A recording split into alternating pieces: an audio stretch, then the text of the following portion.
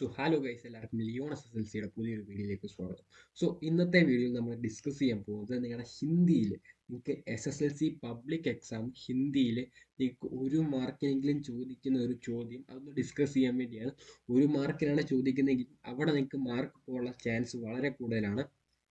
അപ്പം നിങ്ങളിപ്പോൾ സ്ക്രീനിൽ കാണുന്ന പോലെ ഹിന്ദി ഗ്രാമറാണ് ഒരു ടോപ്പിക്ക്. ഗ്രാമർ ടോപ്പിക്കാണ്, കുറച്ച് ശ്രദ്ധിച്ചിരുന്നാൽ മാത്രമേ കിട്ടത്തുള്ളൂ. വിഭക്തി പ്രത്യയം അതുപോലെ തന്നെ സർവ്വനാമം ഇത് രണ്ടും പഠിച്ചെങ്കിൽ മാത്രമേ ആ ഒരു മാർക്ക് കിട്ടത്തുള്ളൂ.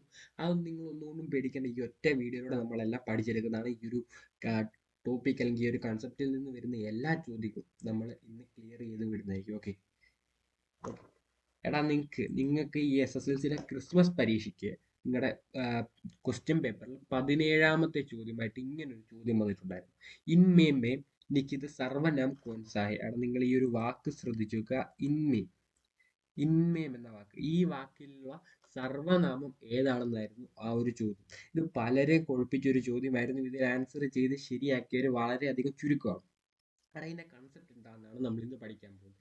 ഇതുപോലൊരു ചോദ്യം എന്തായാലും നിങ്ങൾക്ക് പബ്ലിക് എക്സാമിന് വരുമെന്ന് ഇതുകൊണ്ട് ഉറപ്പായിട്ടുണ്ട്. കാരണം ക്വസ്റ്റ്യൻ പേപ്പർ എല്ലാം അതിൻ്റെ പാറ്റേൺ എല്ലാം മാറിയിട്ടുണ്ട്. ഇതുപോലത്തെ ഒരു ചോദ്യം നമുക്ക് പ്രതീക്ഷിക്കാം. അപ്പം ഇങ്ങനെ വരുവാണെങ്കിൽ, ഇങ്ങനെ ഒരു ഗ്രാമർ ടോപ്പിക്ക് വരുവാണെങ്കിൽ, ഈ ഒരു ടോപ്പിക്ക് അതായത് സർവനാമം കണ്ടുപിടിക്കാനുള്ള ടോപ്പിക്ക് വരുവാണെങ്കിൽ, അങ്ങനെ അല്ലെങ്കിൽ ഇതുപോലെ ഇന്മയും അതുപോലുള്ളൊരു വാക്ക് തന്നിട്ട് സർവനാമം കണ്ടുപിടിക്കാൻ എങ്ങനെ വന്നാലും നമ്മൾ ഇന്ന് എല്ലാം പഠിച്ച് ക്ലിയർ ആക്കി പോവാം. ഓക്കെ. അപ്പം നമുക്കാദ്യം ഇത് കാണാൻ വേണ്ടി നമുക്ക് വിഭക്തി പ്രത്യയം പഠിക്കണം. വിഭക്തി പ്രത്യയം എന്തുകൊണ്ടാണ് പഠിക്കേണ്ടതെന്ന് ചോദിച്ചാൽ, ഈ ഒരു വാക്ക് ഇൻമേം എന്ന് പറയുന്ന വാക്ക് വിഭക്തി പ്രത്യയവും അതുപോലെ സർവനാമവും ചേർന്നുണ്ടാക്കിയ വാക്കാണ്. വിഭക്തി പ്രത്യയവും സർവനാമവും ചേർന്നുണ്ടാക്കിയ വാക്കാണ് ഇൻമേം എന്ന് പറയുന്നത്. ഓക്കെ. അതുകൊണ്ട് ആദ്യം നിങ്ങൾ വിഭക്തി പ്രത്യയം പഠിക്കണം, അതിനുശേഷം സർവനാമം പഠിക്കണം. എന്നാൽ മാത്രമേ നിങ്ങൾക്ക് ഇതിന് ഉത്തരം ചെയ്യാൻ പറ്റത്തുള്ളൂ. ഓക്കെ. അപ്പോൾ അവിടെ വിഭക്തി പ്രത്യയം എന്താണെന്ന് വെച്ചാൽ ഇംഗ്ലീഷിൽ നമുക്ക് പ്രപ്പോസിഷൻ എന്നൊക്കെ പറയും. പ്രപ്പോസ് നമ്മുടെ ഇന്ന, ഓണ് അതുപോലത്തെ സംഭവത്തില്ലേ, ഓഫ്, ടു, ആ സംഭവം തന്നെയാണ്. അത് ഹിന്ദിയിലോട്ട് ട്രാൻസ്ലേറ്റ് ചെയ്തു. അതാണ് വിഭക്തി പ്രത്യയം എന്ന് പറയുന്നത്. അവിടെ വിഭക്തി പ്രത്യയം നമുക്ക് പഠിക്കാനുള്ള ഈ ഒരു 7 2 9 ഉള്ളൂ. നിങ്ങൾ ഈ ഒരു 9 പഠിച്ചാൽ ഇതിൽ നിന്നായിരിക്കും കൂടുതലും വരുന്നത്. നിങ്ങൾ ഈ ഒരു 9 നോക്കുക. മേം മേം ഇല്ലാണ്. ഈ മേം നോക്കുക. നമുക്ക് മേളില് ഒരു വരയുള്ളൂ, ഈ 2 വരയല്ല, ഇതല്ല. ഓക്കെ. ഈ മേമല്ല, ഈ മേമെന്ന് എഴുതി വെച്ചാൽ അത് ഞാൻ എന്ന അർത്ഥം വരുന്ന മേമാണ്. അത് നമുക്ക് സർവനാമത്തിൽ പഠിക്കാനുണ്ട്. നിങ്ങൾ മേം നോക്കി വെക്കുക. മേളിൽ ഒരു വരയാണെങ്കിൽ അതിനർത്ഥം ഇല്ലെന്നാണ്. എന്താ പറയാ, അതിൽ, ഇതിൽ എന്നൊക്കെ പറയത്തില്ല, ആ ഒരു ഇല്ലാണ് മേം എന്ന് സൂചിപ്പിക്കുന്നത്. പിന്നെയുള്ളത് സേ ആണ്. സേ എന്ന് പറഞ്ഞാൽ ഇൽ നിന്ന്, കൊണ്ട്, കാൾ, ഓട്, മുതൽ, ആള്, ആല്, അങ്ങനെയുള്ള എന്തുവാ പറയുക, പ്രൊപ്പോസിഷൻസ് എല്ലാം യൂസ് ചെയ്യുന്നത് സേ എന്ന് പറയുന്ന ഒരു വാക്കാണ്. ഹിന്ദിയിലെ സേ എന്ന് പറയുന്ന വാക്കാണ്. പിന്നുള്ളത് കോയാണ്. കോയ്, ക, ന, ള, ന ഇങ്ങനെയുള്ള വാക്കുകൾ ഉച്ചരിക്കാൻ കോ ഉപയോഗിക്കുന്നു. പിന്നെ കാക്കേക്ക് ഇന്റെ, യുടെ, ഉള്ളേല് ഇതെല്ലാം ഇങ്ങനെ ഒരുമിച്ച് ചെയ്തേക്കുന്നതെന്ന് ഞാൻ അടുത്ത സ്ലൈഡിൽ പറഞ്ഞുതരാം. പിന്നെ പർ മീതെ മുകളിൽ, കേലിയെ വേണ്ടി, നേ അർത്ഥം. നേക്ക് പ്രത്യേകിച്ച് അർത്ഥമൊന്നുമില്ല. ഓക്കെ.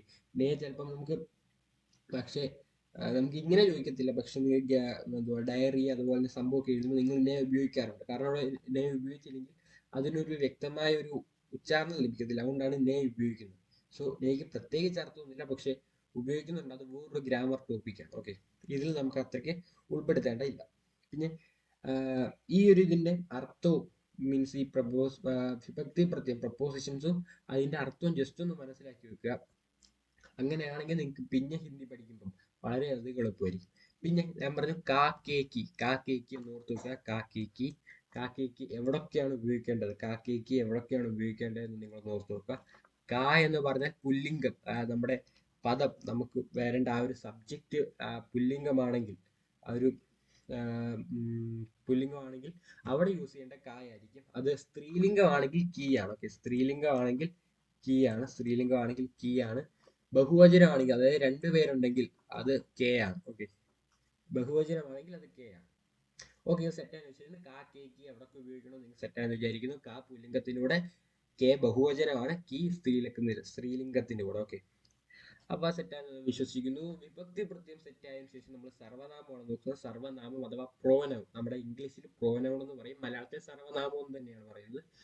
സോ അതായത് പ്രോനൗൺ എന്താണെന്ന് ചോദിക്കുകയാണെങ്കിൽ നമ്മുടെ നാമത്തിന് പകരം നമ്മളിപ്പം നൗണിന് പകരം വെക്കരുത്. നമ്മളിപ്പം ഒരാളുടെ പേര് ഇപ്പൊ എടുക്കുകയാണെങ്കിൽ ആ ഒരു പേരിന് പകരം നമ്മളിപ്പോ ഒരു ആണാണെങ്കിൽ അത് ആണിന് പകരം നമ്മൾ ഹി എന്ന് പറയും. ഇപ്പൊ പെണ്ണാണെങ്കിൽ പെണ്ണിന് പകരം നമ്മൾ ഷീ എന്ന് പറയും. ആ ഒരു സാധനത്തെ ആണെങ്കിൽ ആ സാധനത്തിന്റെ പേരിന് പകരം നമ്മൾ ഇത് എന്ന് പറയും. ആ സംഭവമാണ് പ്രോനൗൺ എന്ന് പറയുന്നത്. അതൊക്കെ പഠിച്ചു വെക്കേണ്ടതാണ് ശരിക്കും. അതാണ് പ്രോനൗൺ എന്ന് പറയുന്നത്. നമ്മൾ ഇംഗ്ലീഷിലാണ് he she it they is was he she they we അങ്ങനെയൊക്കെ സംഭവമാണ് ഇംഗ്ലീഷിലുള്ളത്. ഹിന്ദിയിലേക്ക് വരുമ്പോഴാണ് അത് മാറുന്നത്. ഹിന്ദിയിൽ മേം തൂ തും ഹം ആപ്പ് ഈ സംഭവമാണ് നിങ്ങൾ ശരിക്കും പഠിച്ചു വെക്കേണ്ടത്. ഇതും ഇതിന്റെ അർത്ഥവും നിങ്ങൾ പഠിച്ചു വെക്കുക. മറ്റേ വിഭക്തി പ്രത്യയം ഇതിന്റെ അർത്ഥം നിങ്ങൾ പഠിച്ചില്ലെങ്കിൽ പോലും സർവനാമത്തിന്റെ അർത്ഥം പഠിച്ചു വെക്കുക. കാരണം അത് ഗ്രാമർ ടോപ്പിക് അല്ല, പക്ഷേ നിങ്ങൾക്ക് മറ്റേ 4 മാർക്കിനുള്ള ചോദ്യങ്ങൾക്ക് ഉത്തരം എഴുതുമ്പോൾ ഡയറി റൈറ്റപ്പ് അതുപോലെ ലേഖ് അതുപോലത്തെ സംഭവം എല്ലാം എഴുതുമ്പോൾ നിങ്ങൾക്ക് ഇതിന്റെ ഒരു അർത്ഥം പിടികിട്ടി കഴിഞ്ഞാൽ നിങ്ങൾക്ക് അവിടെ മാർക്ക് കുറയുകയായിരിക്കും. ഓക്കെ, സാധാരണ നിങ്ങൾക്ക് ഹിന്ദിയിൽ മാർക്ക് കുറയുന്നത് എന്തുകൊണ്ടാണെന്ന് ചോദിച്ചാൽ അതിന് നിങ്ങൾ ടീച്ചർ ഗ്രാമർ നോക്കുന്നുകൊണ്ടാണ്. ഗ്രാമറിൽ ചിലപ്പം നിങ്ങൾക്ക് അർത്ഥം മാറ്റി എഴുതുന്നതായിരിക്കും. ഓക്കെ, ഞാൻ വീണ്ടും പറഞ്ഞു, ഈ മേം നോക്കി വെക്കണം, മേം നോക്കി വെക്കണം. അതിന്റെ ആ ഒരു മേലുള്ള വര അത് ഒന്നാണെങ്കിൽ നേരത്തെ പറഞ്ഞ പോലെ ഇല്ലാണ്, 2 എണ്ണം ഉണ്ടെങ്കിൽ മാത്രമേ അത് ഞാനാവത്തുള്ളൂ. ഓക്കെ, പിന്നെ മേമിന്റെ അർത്ഥം പറയാം ഞാൻ എന്നാണ്. തു നീയാണ്, തും നിങ്ങളാണ്, ഹം ഞങ്ങൾ, നമ്മൾ, നാം, ആപ്പ് താങ്കൾ, വഹ് അവൻ അവൾ അത് ആ, യഹ് എന്ന് പറഞ്ഞാൽ ഇവൻ ഇവൾ ഇത് ഈ, വേ എന്ന് പറഞ്ഞാൽ അവർ അദ്ദേഹം അവ, നീയേ എന്ന് പറഞ്ഞാൽ ഇവർ ഇദ്ദേഹം ഇവ, കോൻ എന്ന് പറഞ്ഞാൽ ആര് ഏത്, കോയി എന്ന് പറഞ്ഞാൽ ആരോ ഏതോ, ജോ ഏതൊരു ഏതൊന്ന്, സോ യാതൊരു യാതൊന്ന്, കുച്ച് കുറച്ച്, ക്യാ എന്ത്. ഇതൊക്കെയാണ് ഇതിന്റെ അർത്ഥം എന്ന് പറയുന്നത്. ജസ്റ്റ് ഒന്നല്ല, ഉറപ്പായിട്ട് നിങ്ങൾ പഠിച്ചു വെക്കാനാണ്. പിന്നെ ഞാൻ പറഞ്ഞിട്ട് ഈ ഒരു 4 എണ്ണം വഹ് യഹ് വേ യെ ഈ 4 എണ്ണം നിങ്ങൾ പഠിച്ചു വെക്കുക. ഈ 4 എണ്ണം കൂടുതൽ ഞാൻ ചോദിച്ച് കണ്ടിട്ടുള്ളത്. ഈ 4 എണ്ണം പഠിച്ചു വെക്കുക. പിന്നെ മേമ തുമ്മ ഹമ്മ ഈ ഒരു 7 എണ്ണം നിങ്ങൾക്ക് പഠിക്കാൻ പറ്റത്തില്ലെങ്കിൽ മാക്സിമം ഈ 7 എണ്ണം പഠിച്ചു വെക്കാൻ നോക്കുക. ഓക്കെ, ഈ ഒരു 7 എണ്ണം അതിന്റെ അർത്ഥം. പിന്നെ ഈ വരുന്ന വിഭക്തി പ്രത്യയ സർവനാമം കൂടിച്ചേരുന്ന അതും ഇവിടെ നിന്നാണ് കൂടുതലും ചോദിച്ച് കണ്ടിട്ടുള്ളത്. ഈ ഒരു 7 സർവനാമത്തിൽ നിന്നാണ് കൂടുതലും ആ സംഭവം ചോദിച്ച് കണ്ടിട്ടുള്ളത്. അപ്പം ഈ ഒരു 7 എണ്ണം നിങ്ങളൊന്ന് പഠിച്ചു വെക്കുക. ഓക്കെ, ഇത് സെറ്റ് ആയി കഴിഞ്ഞാൽ നമുക്ക് വിഭക്തി പ്രത്യയ പ്ലസ് സർവനാമം നമുക്ക് നോക്കാം. അതായത് നമുക്ക് ക്വസ്റ്റ്യൻ വന്ന പോലെ 17ാമത്തെ ക്വസ്റ്റ്യൻ നമ്മുടെ SSLC ക്രിസ്മസ് എക്സാമിനുകളുടെ 17ാമത്തെ ക്വസ്റ്റ്യൻ വന്നതുപോലെ നമുക്കൊന്ന് നോക്കാം. അപ്പൊ ഫസ്റ്റ് നമുക്ക് വന്നിരിക്കുന്ന വഹ് പ്ലസ് കായാണ്. വഹ് പ്ലസ് കാ എന്ന് പറയുമ്പോൾ ചാടി കയറി വഹ്ക എന്ന് എഴുതരുത്. വഹ്ക എന്ന് എഴുതിയാൽ അത് തെറ്റാണ്. വഹ്ക എന്ന് എഴുതുന്നത് അത് തെറ്റാണ്. ഇങ്ങനെയല്ല നമുക്ക് എഴുതേണ്ടത്. വഹ്ക നമ്മൾ ഒരിക്കലും എഴുതത്തില്ല. വഹ്കായ്ക്ക് വരും. അവിടെ നമുക്ക് ഇതിനു മുമ്പ് നിങ്ങൾ ഈ ഒരു സംഭവം പഠിച്ചു വെക്കും. ഓക്കെ, വഹ് വരുമ്പോ നമ്മൾ വഹിന് പകരം ഉസ്താണ് ചേർക്കുന്നത്. അപ്പം വഹ് പ്ലസ് കാ എന്ന് പറയുന്നത് ഉസ്കായാണ്. ഓക്കെ, വഹ് പ്ലസ് കി വരുമ്പോൾ അത് ഉസ്കിയാവും. വഹ് പ്ലസ് കെ വരുമ്പോൾ ഉസ്കയാവും.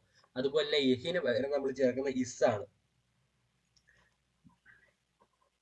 യഹിന് പകരം നമ്മൾ ചേർക്കുന്ന ഇസ്സാണ്. വഹബിന് പകരം ഉസ് ചേർക്കുമ്പോൾ യഹിന് പകരം നമ്മൾ ഇസ് ചേർക്കുന്നു.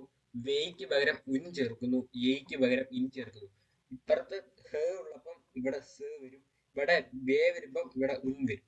ഓക്കെ, അതൊക്കെ അങ്ങനത്തെ ഒന്ന് ജസ്റ്റ് ഒന്ന് മനസ്സിലാക്കും. ഇപ്പൊ ഈ സംഭവം ഉറപ്പായിട്ടും പഠിക്കണം കേട്ടോ. ഇത് ഇമ്പോർട്ടന്റ് ആയിട്ട് പഠിക്കണം. കാരണം ഈ ഒരു മാറ്റം ഉള്ളത് കൊണ്ടാണ് നിങ്ങൾക്ക് SSLC-യിൽ ഈ ഒരു 4 സർവനാമ പ്രത്യയം വെച്ച് നിങ്ങളോട് ചോദിക്കുന്നത്, സർവനാമം വെച്ച് ചോദിക്കുന്നത്.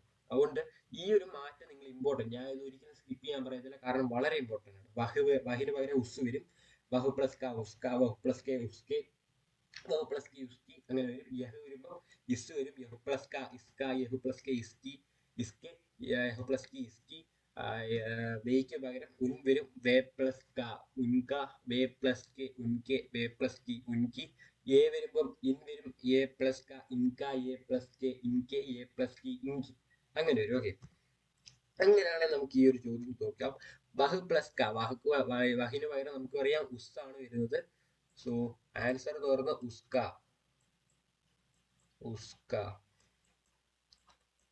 ഓക്കെ, അങ്ങനെയാണ് നമുക്ക് വേറൊന്നും നോക്കാം. വഹ് പ്ലസ് പർ. വഹ ഏതാന്ന് നമുക്കറിയാം. വഹ് എന്ന് പറഞ്ഞാൽ ഉസ് ആണ്. സോ ഉസ്പർ. അങ്ങനെയാണ് ഞാൻ ചോദിക്കട്ടെ. അങ്ങനെയാണെങ്കിൽ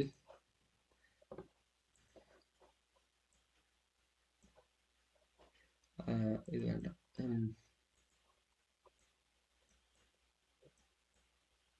ഉൻകി. അവിടെ ഉൻകി എന്ന് പറഞ്ഞൊരു സംഭവമുണ്ട്. ഇതിലുള്ള സർവനാമവും ഏതാണ്? ഉൻകി എന്നുള്ളതിൽ സർവനാമവും ഏതാണ്? സർവനാമം എന്ന് പറഞ്ഞാൽ വഹു പ്ലസ് പാറില് സർവനാമം എന്ന് പറഞ്ഞ ഇതാണ് സർവനാമം. സർവനാമം അഥവാ പ്രോനൗൺ എന്ന് പറഞ്ഞ വഹാണ്. പറാണ് പ്രപ്പോസിഷൻ എന്ന് പറഞ്ഞത്. വിഭക്തി പ്രത്യയം എന്ന് പറഞ്ഞ പറാണ്. ഓക്കെ, ഇതിൽ ഞാൻ ചോദിച്ചത് സർവനാമം ഏതാണ്? സർവനാമം എന്ന് പറഞ്ഞ ഫസ്റ്റ് വരുന്നതാണ് വഹു പ്ലസ് പറില് വഹാണ്. അങ്ങനെയാണെങ്കിൽ ഉൻകി എന്ന് പറയുമ്പോൾ ഉൻ പ്ലസ് കീ അല്ല, ഒരിക്കലും ഉൻ പ്ലസ് കീ ആവത്തില്ല. നമുക്കറിയാം ഉന്നിന് പകരം വേ ആണുള്ളത്. സോ വേ പ്ലസ് കീ ആണ് വരുന്നത്. വേ പ്ലസ് കീ ആണ് വരുന്നത്. സർവനാമം എന്ന് പറഞ്ഞ വേ ആണ്. ഓക്കെ, സർവനാമം വേ ആണ്. പ്രപ്പോസിഷൻ ആണ് അഥവാ വിഭക്തി പ്രത്യയമാണ് ചോദിക്കുന്നത്. നമുക്ക് കീ ഇടണം. കീ ആയതുകൊണ്ട് പ്രപ്പോസിഷൻ കീ ആണ്. സർവനാമം ചോദിച്ചാൽ നമുക്ക് വേ എഴുതാം. ഓക്കെ, അങ്ങനെയാണെങ്കിൽ വേറൊരെണ്ണം കൊണ്ടുണ്ടോക്കെ. മേം പ്ലസ് മേം. മേം പ്ലസ് മേം ഒരിക്കലും മേം വരത്തില്ല. ഓക്കെ, ഇത് നോക്കാം. രണ്ട് മേമിന് തമ്മിലുള്ള വ്യത്യാസം നിങ്ങൾ നോക്കി വെക്കാം.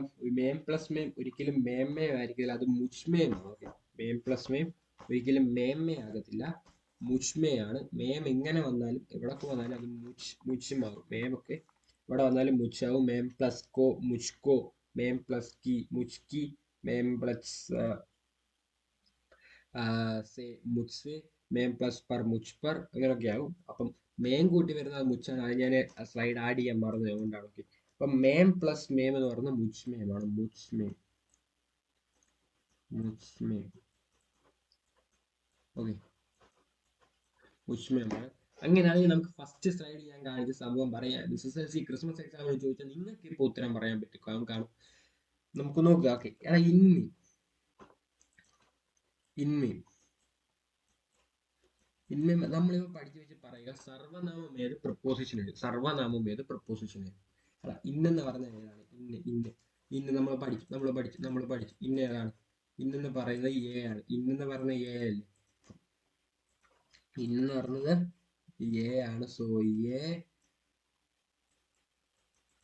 പ്ലസ് മേം ആണ് ഇൻമേം എന്ന് പറയുന്നത്. എ പ്ലസ് മേം. നമ്മളോട് സർവനാമമാണ് ചോദിച്ചത്. സർവനാമം നമുക്ക് കിട്ടി.